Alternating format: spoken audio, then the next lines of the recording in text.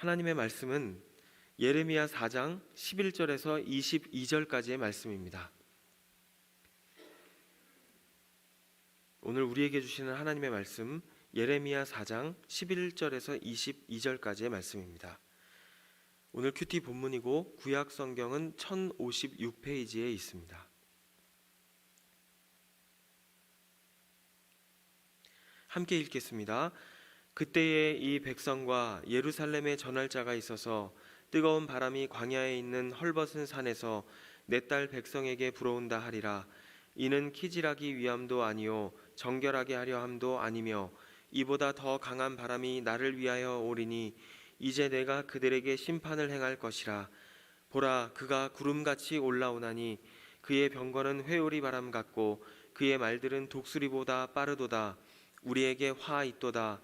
우리는 멸망하도다 하리라. 예루살렘아, 내 마음의 악을 씻어버리라. 그리하면 구원을 얻으리라. 내 악한 생각이 내 속에 얼마나 오래 머물겠느냐. 단에서 소리를 선포하며 에브라임 산에서 재앙을 공포하는도다. 점하며 또 예루살렘에 알리기를 애워싸고 치는 자들이 먼 땅에서부터 와서 유다 성읍들을 향하여 소리를 지른다 하라. 그들이 밭을 지키는 자같이 예루살렘을 애워싸나니 이는 그가 나를 거역했기 때문이니라. 여호와의 말씀이니라. 내 길과 행위가 이 일들을 부르게 하였나니 이는 내가 악함이라. 그 고통이 내 마음에까지 미치느니라.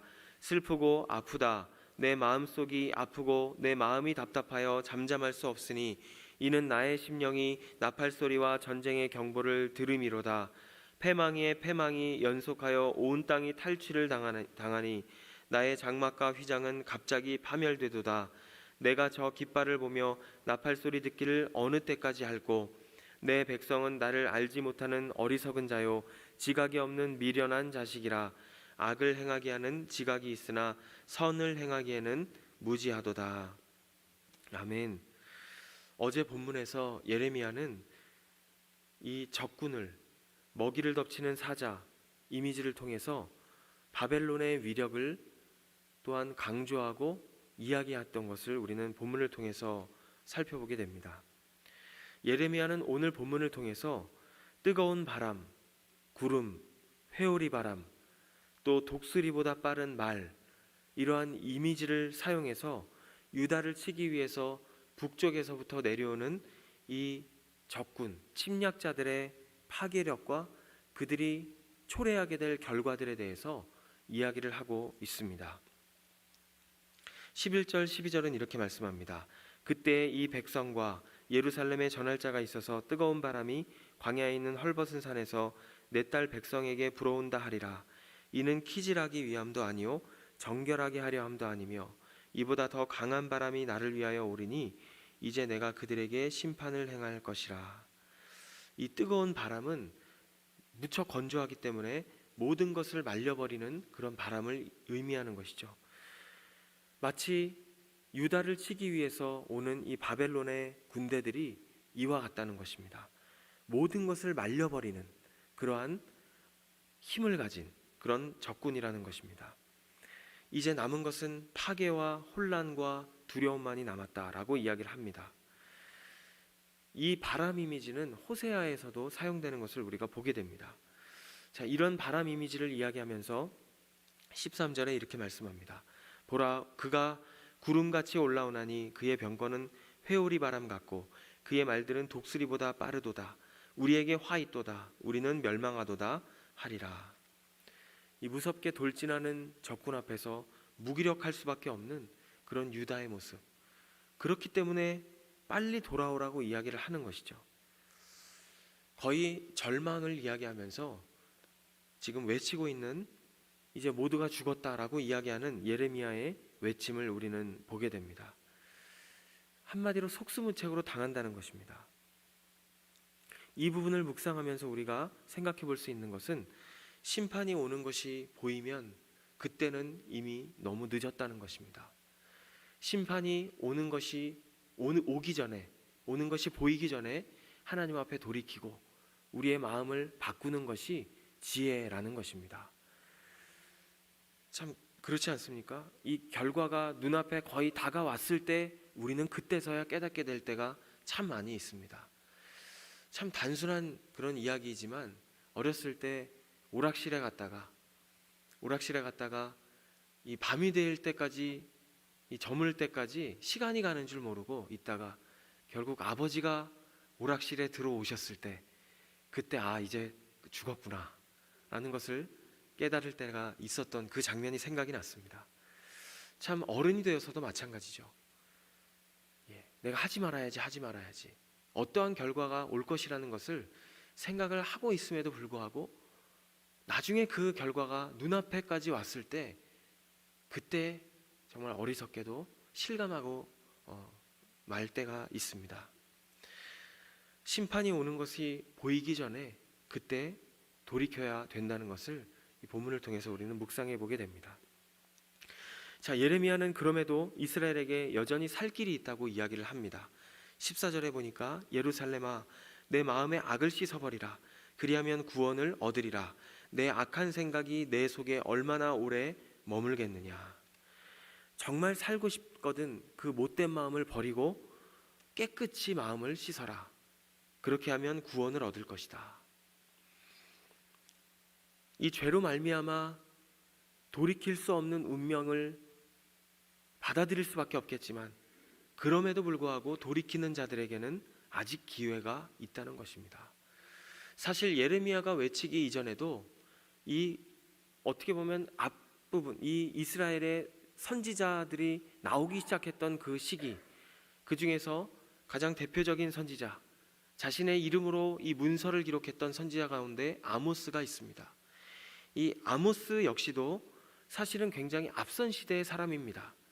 그런데 그때부터 아모스는 이스라엘을 향해서 멸망할 것을 이야기했습니다. 그러니까 이스라엘이 멸망할 것이라는 것은 지금 예레미야가 처음이 아닌 것입니다. 끊임없이 이렇게 아모스를 비롯해서 많은 선지자들이 상당히 오랜 기간 동안 이스라엘의 멸망을 외쳐오고 있음에도 불구하고 돌이키지 않는 이스라엘의 모습을 우리는 볼 수가 있는 것입니다.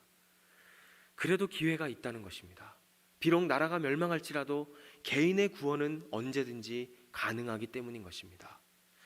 예레미야는 다시 한번 이 사실을 이야기를 하고 있는 것이죠.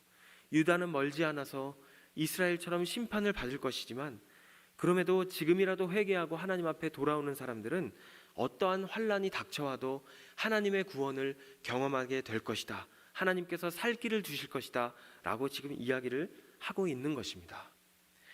여기서 우리가 주목할 수 있는 그러한 단어는 무엇입니까? 14절에 예루살렘아 내 마음의 악을 씻어버리라. 그 어떤 행위보다, 그 어떤 모습과 태도보다 지금 마음을 지적하고 있는 것입니다. 가장 근본적인 문제는 마음속에 있는 것입니다. 마음에 있는 것이죠. 사랑하는 여러분, 우리의 마음을 돌아보는 하루가 되시기를 간절히 소망합니다. 이 마음이 어떠하면 그 사람이 어떠한 사람이다 라고 성경이 말하고 있지 않습니까? 이 마음에서부터 모든 행동이 나오고 생각이 나오고 말이 나오는 것을 우리는 돌아보게 됩니다. 그런데 안타깝게도 주의 백성의 회개를 간절히 소망하고 있는 이 선지자의 마음만큼이나 백성들은 따라오지 않습니다. 결국 실망을 안겨주게 되고 이 선지자는 적군들이 이미 많은 부분들을 지나서 남쪽으로 지금 오고 있다는 것을 말씀하고 있습니다. 15절에 보니까 단에서 소리를 선포하며 에브라임 산에서 재앙을 공포하는도다. 이 단지파는 이스라엘의 가장 북쪽에 해당하는 지역입니다. 그래서 우리가 역사서를 보더라도 단에서부터 부엘세바까지 이 단은 이스라엘의 가장 북쪽의 영토입니다. 지금 침략자들이 북쪽에 이르렀다는 것입니다. 이스라엘 땅을 하나씩 점령하기 시작했다는 것입니다. 지금 적군에게 제일 정복당한 단 사람들이 예루살렘에게 이 침략들을 대비하라고 외치고 있는 장면을 이야기하고 있는 것입니다. 그리고 이 침략자들은 별 어려움 없이 에브라임에 있는 산악지대까지도 정복했다는 것을 15절에서 이야기하고 있습니다. 에브라임 산에서 재앙을 공포하는도다. 그러면서 16절에 이렇게 말씀합니다. 너희는 여러 나라에 전하며 또 예루살렘에 알리기를 애워싸고 치는 자들이 먼 땅에서부터 와서 유다 성읍들을 향하여 소리를 지른다 하라. 지금 이 추세라면 머지않아서 예루살렘까지 도착한다는 것입니다. 그런데 안타깝게도 막을 수 있는 사람이 없습니다. 순식간에 유다 성읍을 포위할 것이다 라고 이야기합니다. 이렇게까지 이야기하고 있는데도 불구하고 여기서 우리가 생각해 볼 수 있는 것은 적이 점점 하나하나 지금 정복하면서 다가오고 있습니다. 그런 상황 속에서 돌이키라고 지금 하나님께서는 선지자를 통해 계속 외치고 있습니다. 내가 그 이야기를 듣고 있다면 나는 어떠할 것인가? 계속 요지부동하고 있지는 않은가? 여전히 그 이야기를 듣고 있음에도 불구하고 내가 어떠한 지금 하나님 보시기에 원치 않는 모습으로 살아가고 있는데 목회자를 통해서 또 영적인 리더를 통해서 아니면 말씀을 통해서 어떤 영상을 통해서 하나님은 계속해서 나에게 돌이키라고 요구하시고 있는데도 불구하고 나는 계속해서 꿈쩍도 하고 있지 않은가 하는 것을 우리는 생각해 봐야 할 것입니다. 어쩌면 이 본문을 통해서 하나님께서 우리에게 계속해서 말씀하시고자 하는 이유는 우리의 마음에 어떻게 보면 다 내가 원하는 부분은 하나님 앞에 맞출 수 있습니다. 그런데 삶 가운데 가장 힘든 부분, 가장 하나님 앞에 내어드리기 어려운 부분, 또는 끊어내기 어려운 부분 있겠죠. 그런 부분이 있기 때문에 하나님께서는 오늘도 이러한 본문을 통해서 우리에게 말씀하고 있는 줄로 믿습니다. 흔들리지 않는, 내가 그 말을 반복해서 듣고 있음에도 불구하고 내가 돌이키지 않고 있는 그러한 모습들이 있다면 하나님 앞에 내어드리실 수 있는 그러한 하루가 되시기를 간절히 소망합니다. 17절에 보니까 그들이 밭을 지키는 자같이 예루살렘을 애워싸나니 이는 그가 나를 거역했기 때문이니라. 여호와의 말씀이니라. 여기서 보니까 밭을 지키는 자같이 예루살렘을 애워쌌다라고 이야기합니다. 사실 목자들이 양을 먹일 때 이 풀밭에서 목자들이 텐트를 쳐놓고 양들이 그 안에서 있을 수 있도록 이렇게 하는 모습을 비유해서 설명을 한 것이죠. 그러면 그 텐트를 주변으로 해서 양들이 다른 곳으로 나가지 않게 되는 것입니다. 그리고 이 텐트가 있는 곳에 맹수나 일이나 이런 동물들이 들어올 수가 없는 것입니다. 그런데 지금 유다 주변으로 이러한 막이 형성이 되고 있는 것을 이야기합니다. 그런데 안타깝게도 이 막은 보호막이 아니라 적군의 포위망이라는 것을 이야기하는 것입니다. 왜 이러한 일이 일어났습니까? 하나님께서는 분명하게 이유를 밝히십니다. 17절에 방금 읽은 말씀에 나를 거역했기 때문이니라. 나를 거역했기 때문이니라. 사실 어려움을 당하는 분명한 이유들 가운데 오늘 말씀에 의하면 하나님께서는 말씀하시죠. 나를 거역했기 때문에 어려움을 당하는 것이다.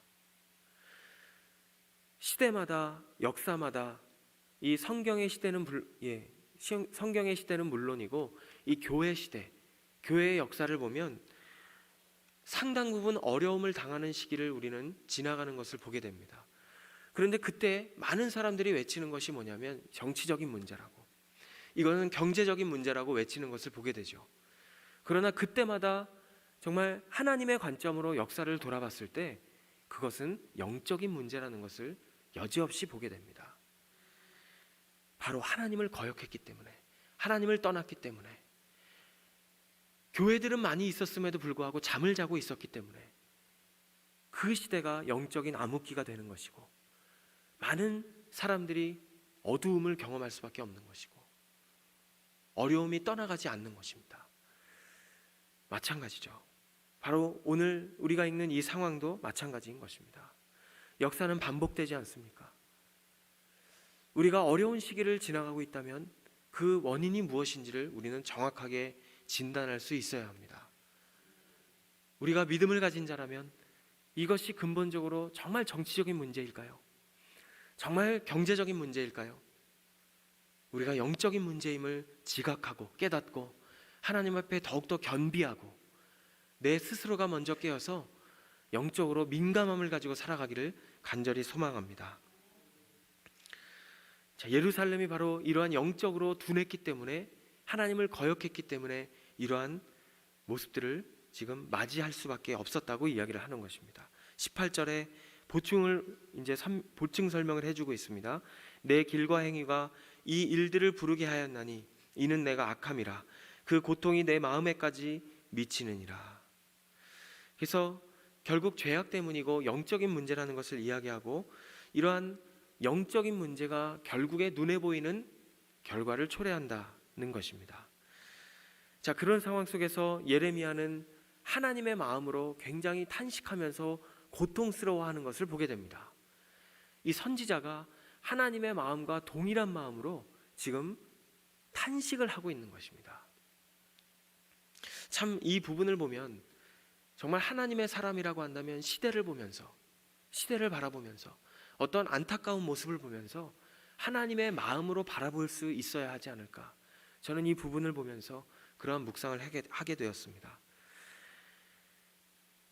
간혹 사람들이 선지자에 대해서 이야기를 할 때 마치 단순히 치는 듯한 이야기를 하는 사람, 증오에 가득한 사람, 하나님의 심판의 선포만을 하는 사람으로 이야기를 하고 있는데, 사실 그렇지 않죠. 그 사람들이 그렇게 외칠 수 있는 그 심정, 그 마음을 보면 하나님의 마음이 그들에게 임했기 때문이었습니다. 하나님의 마음으로 세상을 바라보니까 얼마나 답답했겠습니까? 얼마나 탄식을 하게 되겠습니까? 바로 그러한 심정으로 눈물로 외치고 있는 것입니다. 그러니까 단순히 증오와 엄중한 마음으로 선포하는 것만이 아니라는 것이죠. 그래서 예레미야가 이러한 눈물 흘리는 마음으로 선포를 했기 때문에 눈물의 선지자라는 것을 우리는 기억하고 있습니다. 19절에 보니까 슬프고 아프다. 내 마음속이 아프고 내 마음이 답답하여 잠잠할 수 없으니 이는 나의 심령이 나팔소리와 전쟁의 경보를 들이미로다. 슬프고 아프다. 내 마음속이 아프고 내 마음이 답답하여 잠잠할 수 없다. 마치 창자가 뒤틀리는 듯한 그런 답답한 마음을 이야기하고 있는 것입니다. 정말 무엇보다 안타까운 것은 이 전쟁이 이스라엘이 이길 수 있는 전쟁이 아니라는 것입니다.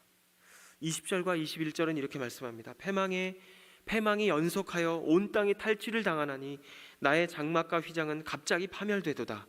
내가 저 깃발을 보며 나팔 소리 듣기를 언제까지 알고. 순식간에 황폐해진다는 것입니다. 순식간에 재앙이 일어난다는 것이죠. 그것을 무기력하게 지켜봐야만 하는 선지자의 마음을 지금 이야기하는 것입니다. 이 적군이 쳐들어올 때 나는 나팔 소리를 이야기하는 것이죠.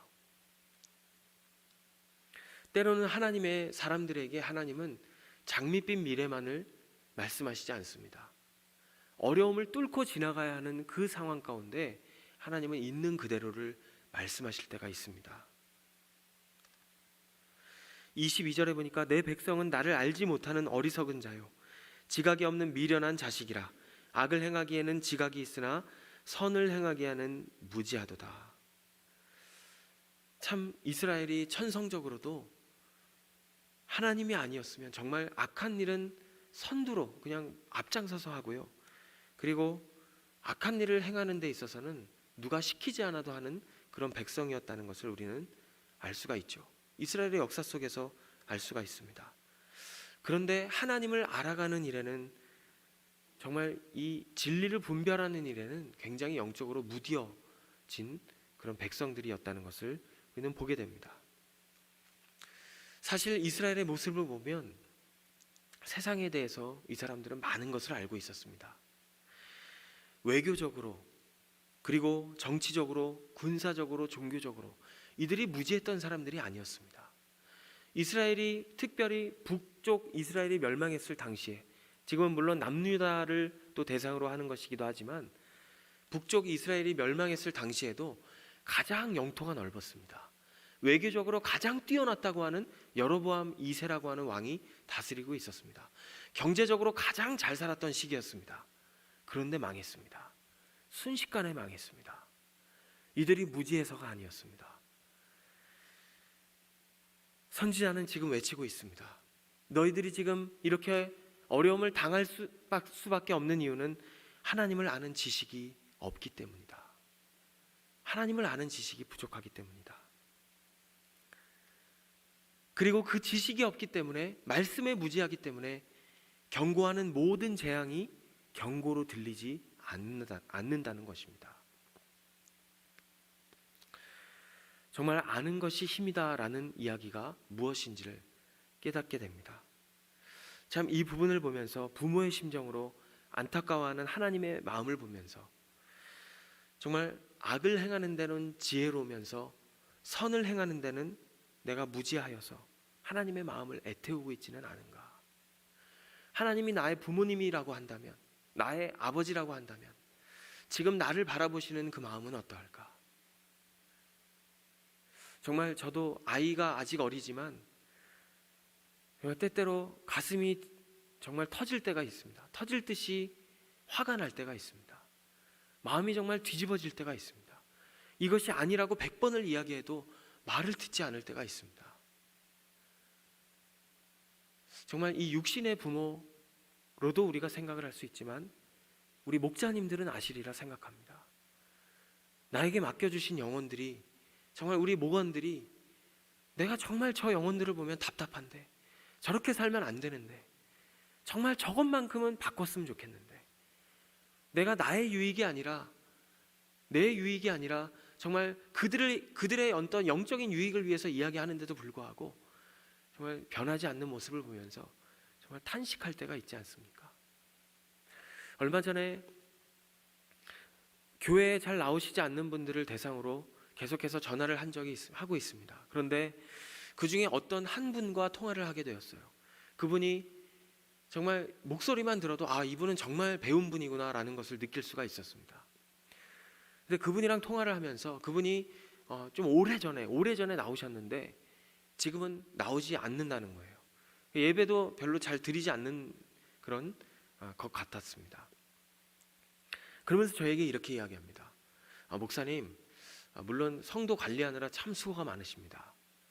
근데 제가 적당할 때 나갈 테니까 그냥 오늘 통화해 주셔서 감사합니다. 참 안타까웠어요. 그래서 제가 예수님 영접하셨냐고 물어봤습니다. 이야기를 나누다 보니까 예수님을 영접하지 않으셨더라고요.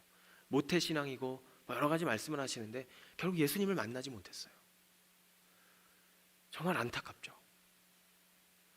저는 정말 안타까운데 믿음이 없는 분들의 눈에는 제가 성도를 관리하는 것으로만 보이는 것입니다. 하나님의 마음이 어떠실까? 저는 정말 묵상해 보게 되었습니다. 그분과의 통화가 많이 생각이 났어요. 사랑하는 여러분, 하나님의 마음을 우리가 안다면, 우리가 그 마음을 알고 그 마음을 정말 깊이 깨닫게 된다면 정말 누군가가 영적인 외침을 나를 향해서 이야기했을 때 그것이 들리는 것입니다. 오늘도 정말 하나님의 마음을 또한 알지 못하고 살아가는 분들이 있다면 그들을 위해서 함께 기도하면서 정말 안타까워하시는 하나님의 마음을 가지고 또 그들을 위해 기도하고 또 내 자신을 말씀 앞에 돌아보며 살아갈 수 있는 우리 모든 성도님들이 되시기를 간절히 소망합니다.